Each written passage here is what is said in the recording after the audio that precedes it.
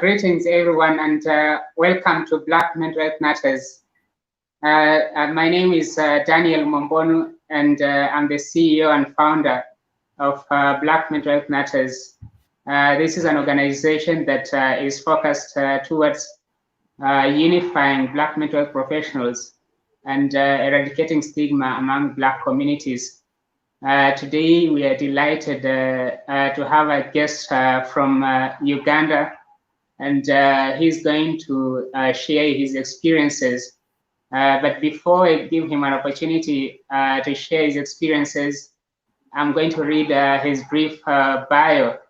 And Musinguzi Begumisa is a professional engineer practicing his trade in Kampala, Uganda. He has trained extensively in engineering materials for road constructions as well as management of infrastructure projects. He is formerly materials specialist at Uganda National Roads Authority, and offered insight on to the quality control department during his tenure in the organization. His career spans over 12 years in various capacities in the engineering industry. He's passionate about men. This is very interesting. Welcome to Black Mental Health Matters, and introduce yourself. Tell the viewers what brings you to this show today. Thank you very much, Mr. Daniel. I think you've done the introduction very good justice. I am called Musinguzi Begumisa, and I am an engineer by profession. I am a married man, and I practice my trade with Praus Engineering Group as the founder, CEO, and managing director, really overseeing the activities of the 4 companies under that group. So yeah, that's me, Daniel. Thank you very much. And today's topic is about the recovery journey for mentally afflicted persons. And you've overcome different challenges, circumstances. We'd like to hear your story.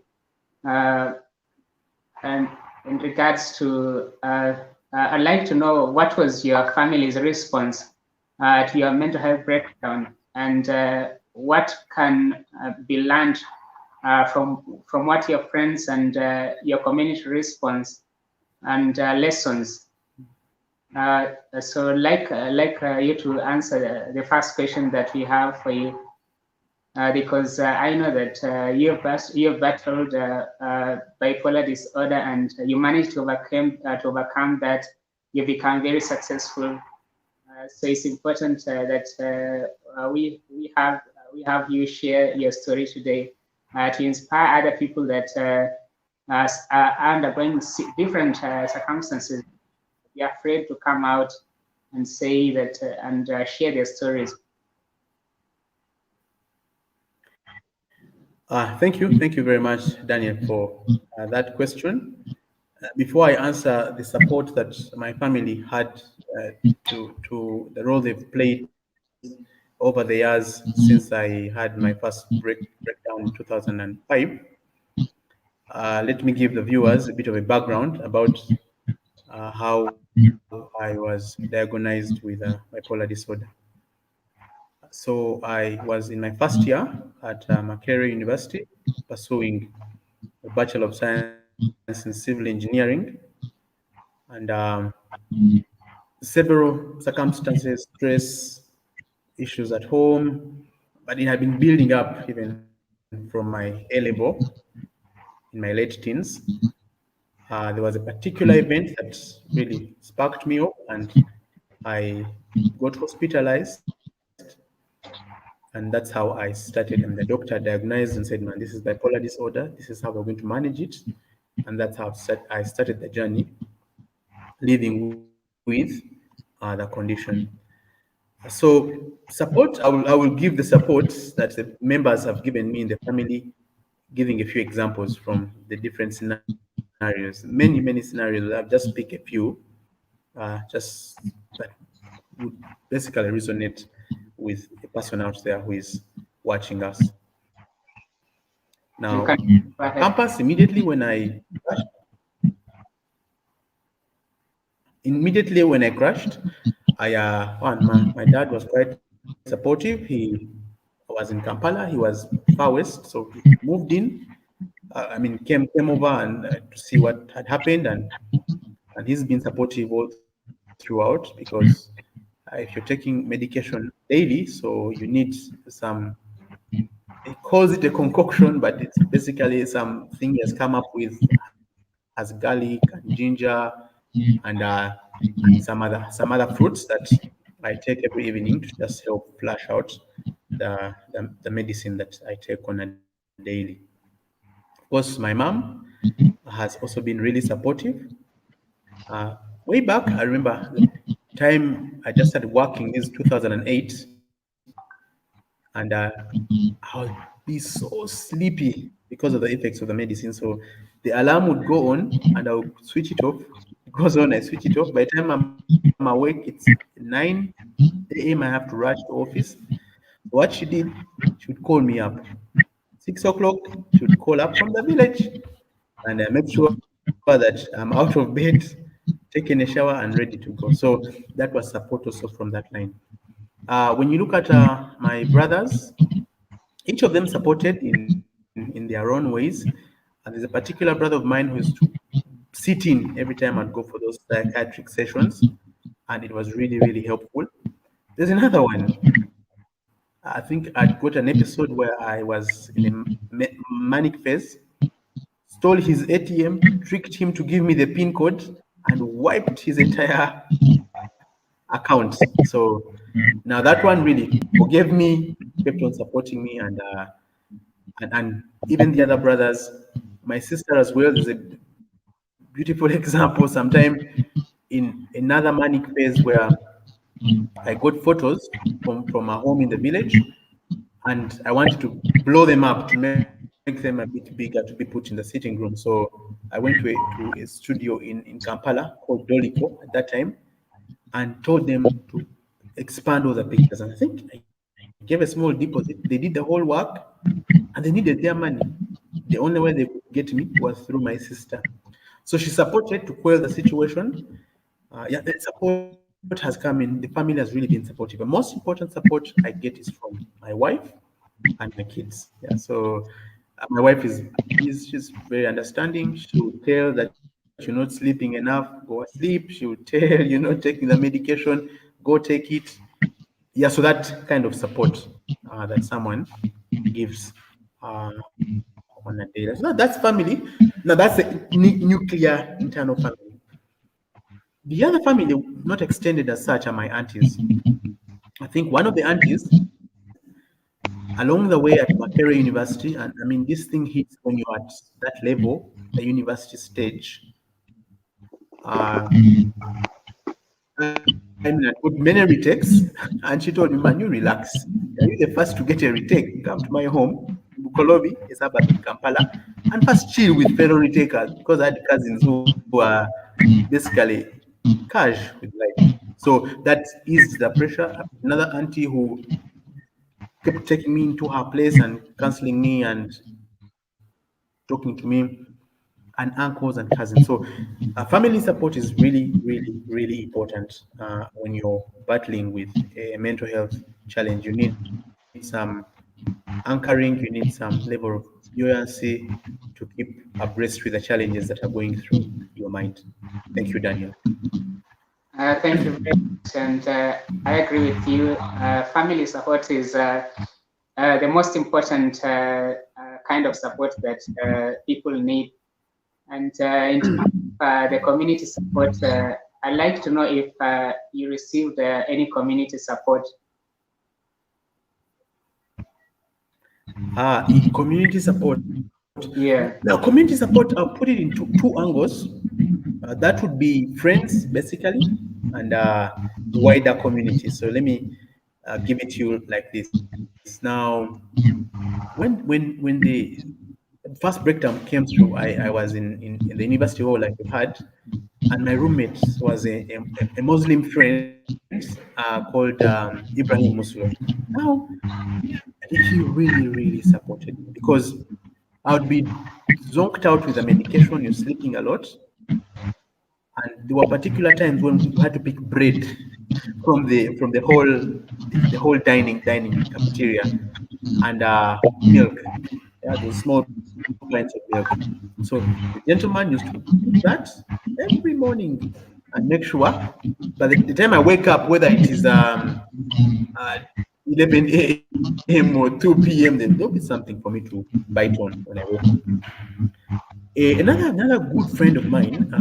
I'm giving these stories because it's important to have the right friends with you as you are battling with a mental health challenge. Because if you get friends who are not of the right moral standing and probably they are addicted to drugs, not that addicted drugs is a challenge. People go through it, but you get yourselves around with people who challenge you and keep you focused really.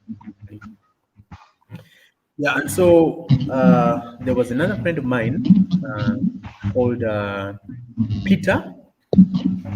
Peter really supported me because that was now my second roommate. When I'll just be lousy. I am not washing cups. I am not cleaning the room. I'm not laying my bed. Sometimes there are visitors coming over. So for him, it was really, really a bother. But he's stuck in. He's stuck in, and bared with me until I left that particular phase of the university course. So friends are important. The last friend I would like to talk about is another one. You see, I believe in full disclosure. So before those days when I was still dating, looking for a lady to marry, I would disclose my status to the ladies, especially after 1, 2 dates. I'll tell them, man, this is who I am. Will you manage to live with me like this?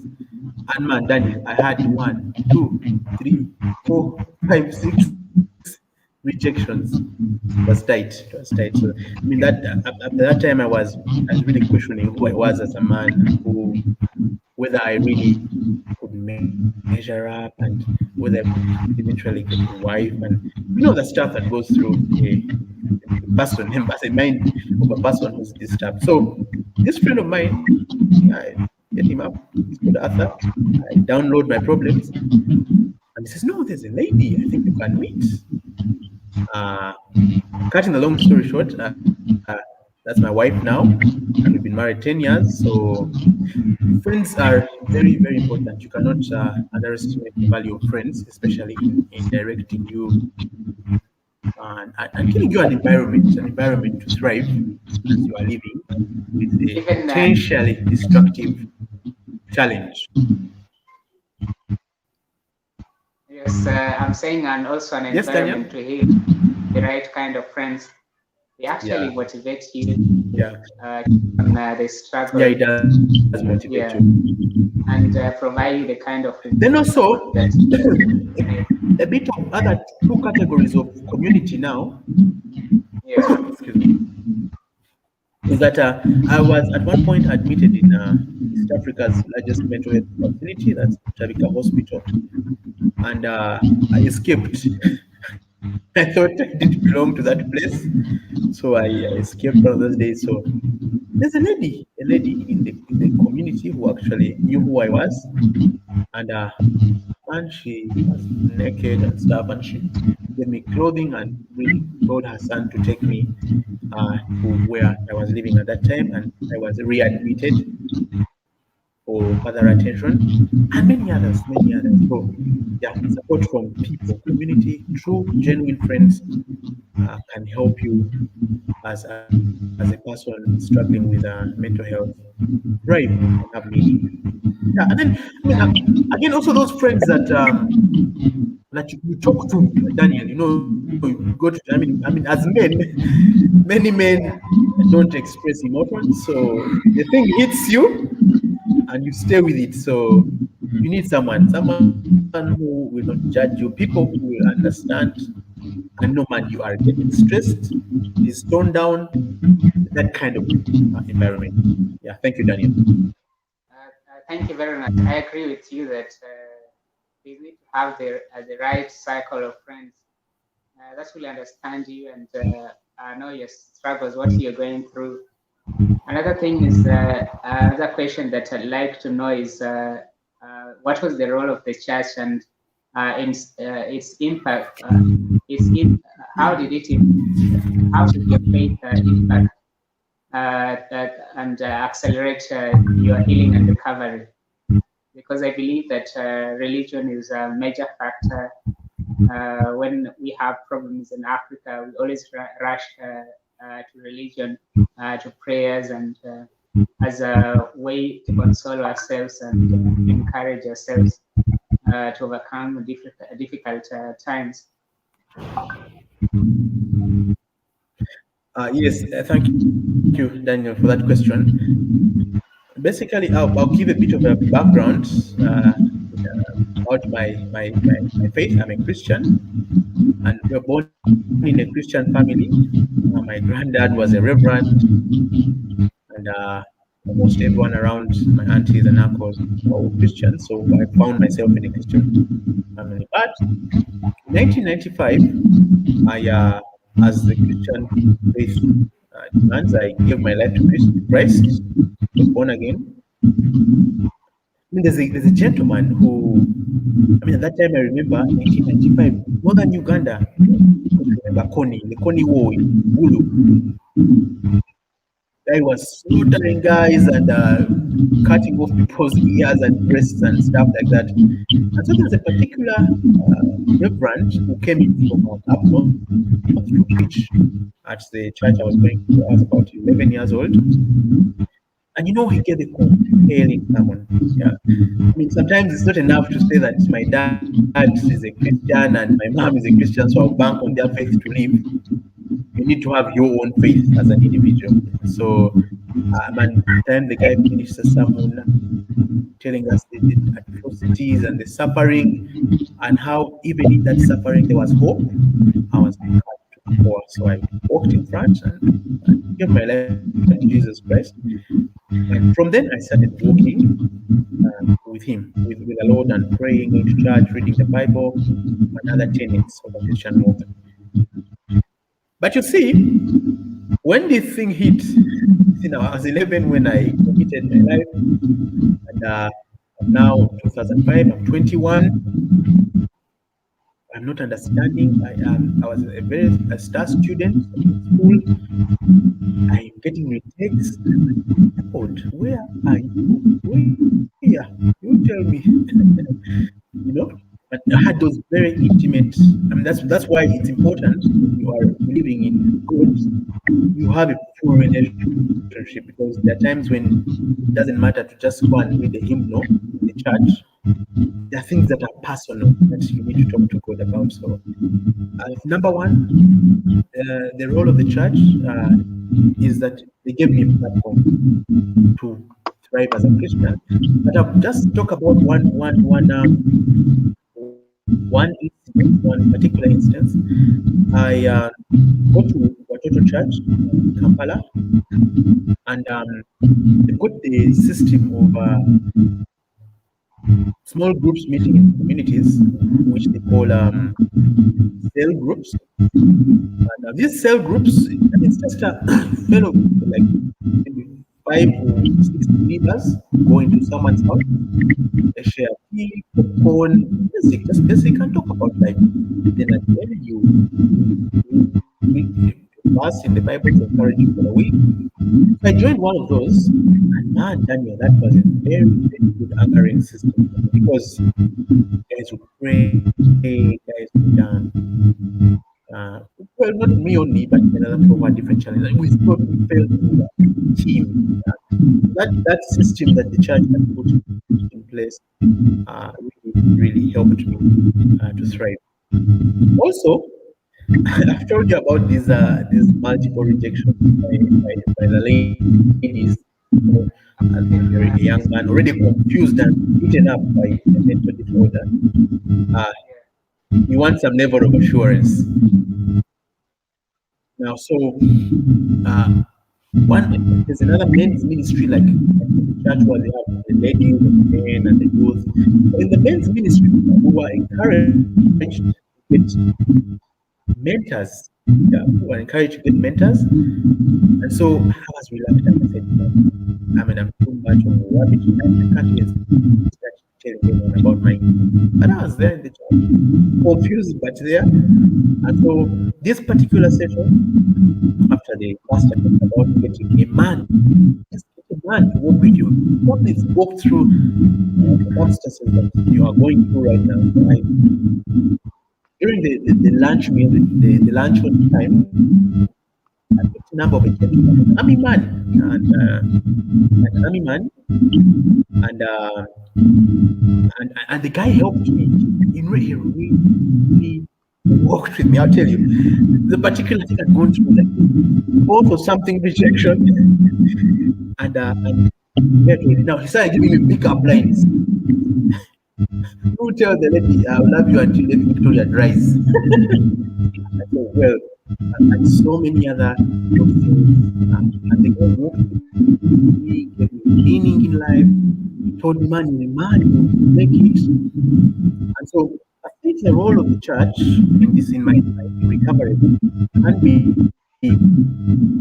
not replicated because different churches have different systems, is now that first system of having fellowship, internal fellowship that are way beyond the church, you see, or way beyond whatever place you go to worship in, way beyond. That when you leave your worship place, you can actually engage with what is ministries such as men's ministry, youth ministries, activities that can help you occupy yourself as you try to find meaning in how you struggle going through.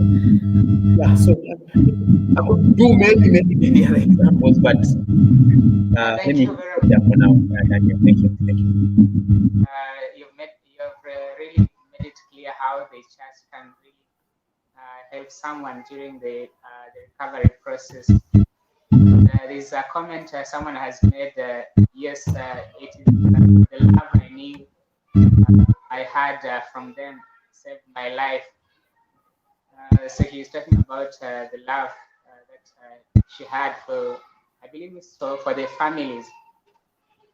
So love help someone who's battling bipolar disorder to recover.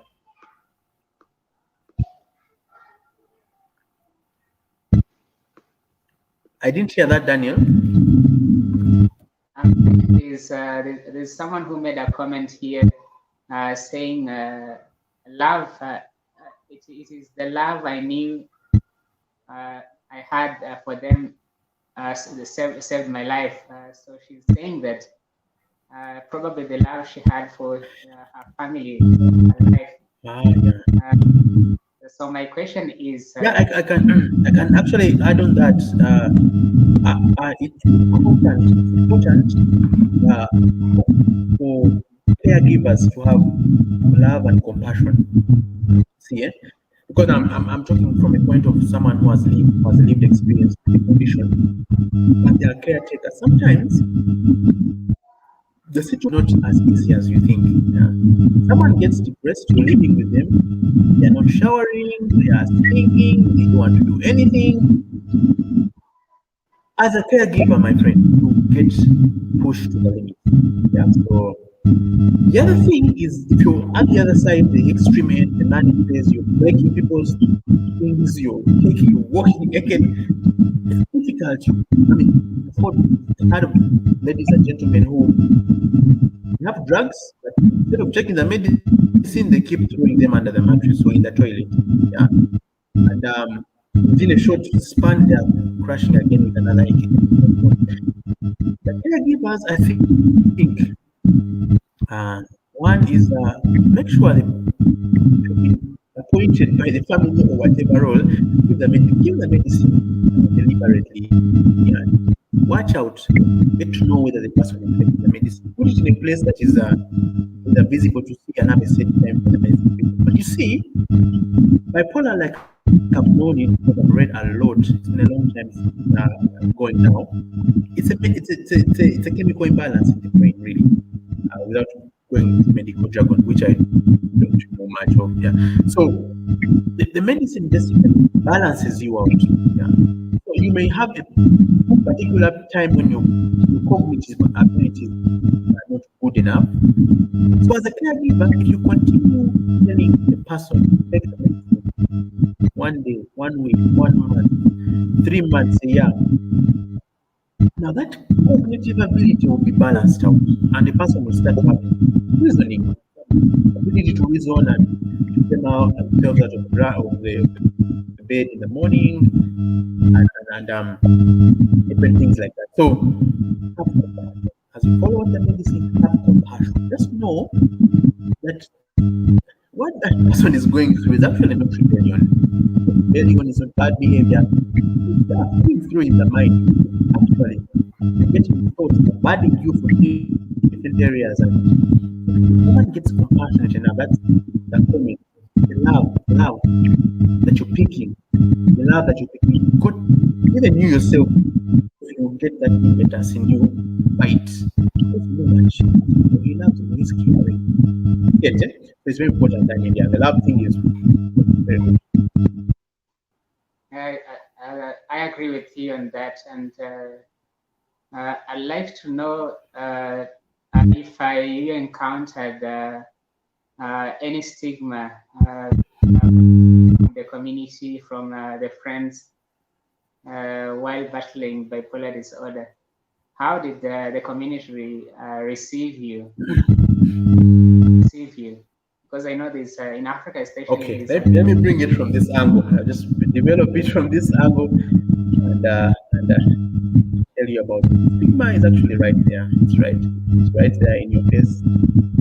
I'll tell you first, when I was leaving my first volunteer job, trying to just finish university and going into consultancy, my boss told me, no, you funny, you go, but I know you're going to come back running. Because you cannot manage the pressure in consultancy. No, you cannot. Government cannot manage. You will come running back. You see, and so the community they will accept you, the person in the community, but they have a particular issue with you and your ability to be what or normal or not normal. Now, after having lived with a condition, when I started my medication, got married, I got this particular part of my life and I sort of like erased it. I didn't want to know my experience in mental hospitals. I didn't want to do anything with that part of my life. So, 2020, I just done my third master's degree and I wanted to go for the course. Yeah, so my wife says, no, you can't do too many studies in university. Breathe a bit. You can resume after a few years. So I said, no, we had a truce. I said, instead of taking on a heavy course, you let me do a leadership course, at least a leadership course, community activities, helping out. And so part of the, no, sure, we agreed by the roles, doing the work, the modules. Part of that course was supposed to be, I had to write a book at the end of the course. Yeah, I had to write a book at the end of the course.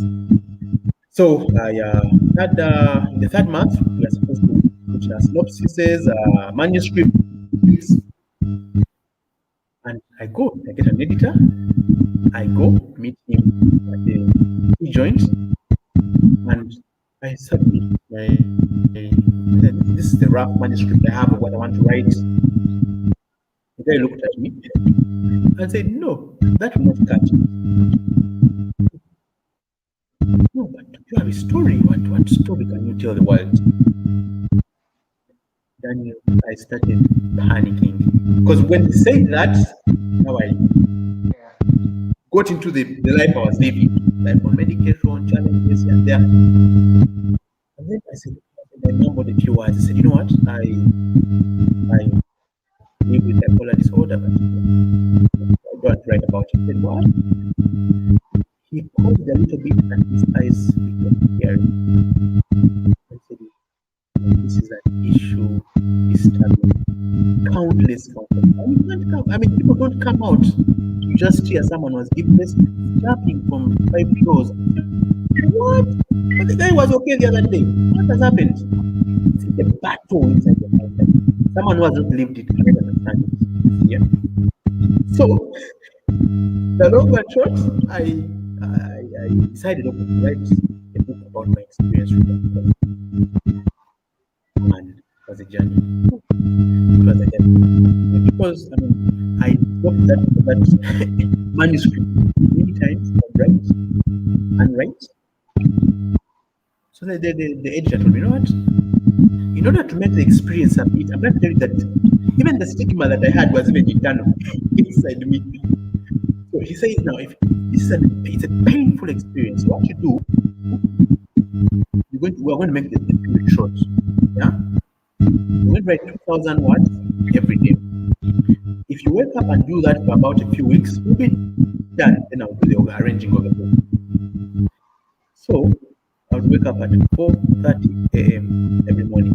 I was writing that corner there, in that corner, and cry from the beginning to the end as I relived my life with a struggle with bipolar.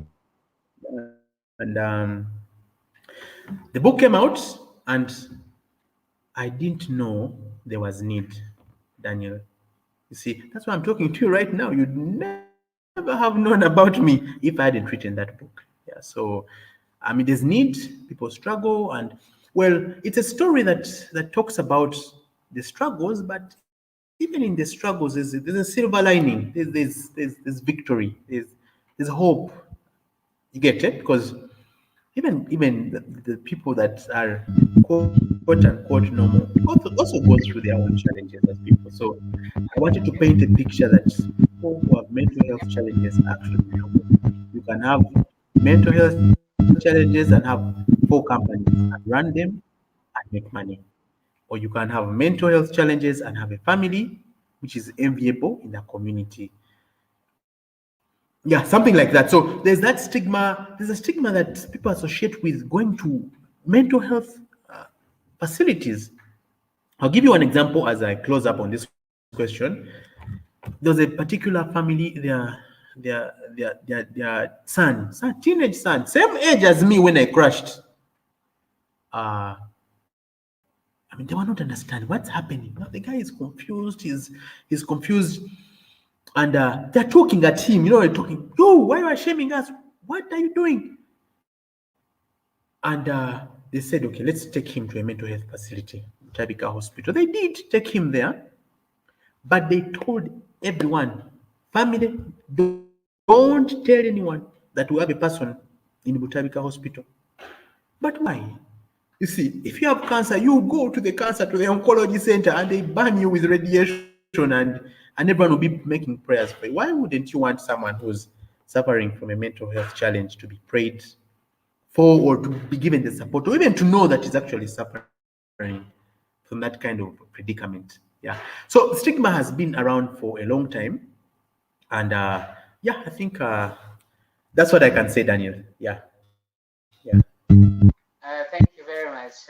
It has been a very insightful show where you're sharing your own experiences. And another thing that I'd like to know is the poor status of the mental health facilities that actually increases stigma for people admitted in mental health facilities. You are a bit very low. I'm not hearing you quite well. Okay, can you hear me now?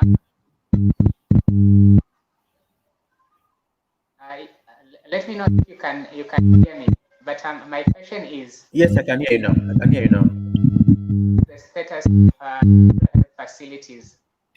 Is it what is adding to the stigma that makes people not even want to stay there? Many people run out of these mental health facilities. Is it because the structure itself, how it is stigma to the people who are admitted there? Okay. What I can say about the state of the mental health facilities in, well, the ones that have gone through over the years is that one Butabika Hospital, I mean, it's the major one in the whole East African region, yeah, Eastern Central, I think. But I think many others have come up. But I think the stigma comes very much because when someone has got a mental health challenge, they're walking around naked. That's crazy stuff, man. They've got saliva drooling out of their mouth. You get they're staring like zombies. You get? I'm saying this with all humility, but it's something that is not really desirable. Hello? I can hear you. That's it's really Okay. something. Yeah, it's something that is not really desirable. But I think uh, Butabika itself has some good facilities. I mean, we had food. Time I would be there. We had food. We have got a nurse. Of course, when you misbehave, you go into solitary. Uh, there's running water. That's a main general ward for everyone else. But guys who can afford, I couldn't afford then, could go to the private wing. Yeah. Now the private wing is even, it's like any other normal hospital. Yeah. Yeah, only that you've got a nurse coded to you and facilities that you've paid for. When you look at other areas, other hospitals, I mean, there are many other referral hospitals within the region, within the country, in the different regions. They're not completely stocked up with medication and the entire high class facilities that you desire. But I mean, if you get in there, I always want to look at the good thing about the particular facility. What have you gone there to do? You've gone there to see a psychiatrist, right? Every center has a psychiatrist, basically at least a resident or a visiting, depending on the period. Number one, you have that one. Number two, you want to them, if they see, analyze the solution, give you medication to help you out. So is the medicine there? If it's there, then I think that's also okay. Yeah. But sometimes there's facilities in upcountry places to take care of the people who are mentally challenged may not be as good as expected. But if you look at the big picture and get the family support in place, see the psychiatrist, whatever line you've been called to go to, and then get the medicine. Go take it. Sleep enough, uh, and try to live. That can work for you. So I think apart from saying that the facilities may not be like lit up or clean or whatever, nothing is perfect in the world, as you all know. But the stigma actually comes from the people who are actually in there. So if you're going there as a teenager, 15, 16, 17, bipolar has hit, man, you're funky. You don't want to be associated with guys with the issues that I've just talked about up there. So yeah, that's what I can say. Thank you very much. Have any message to share with someone who is battling bipolar disorder or any other mental health illness? I think I'll just leave one or two messages really. All right. I think you need to know who you are as an individual. You need to have your identity fully fixed. And I'm not saying this as a cliche. I'll give you an example. So I've just gotten the breakdown 2005 around October. I'm heading back home from the psychiatrist place. I had a person I was with to go see the doctor, and he told me, what? Man, the way I see things, you need to accept your fate. These are the things of university. You may have to go surround them. Like someone telling you, okay, now you have a label, you are bipolar, accept it, and live like sort of like a half life. Hmm?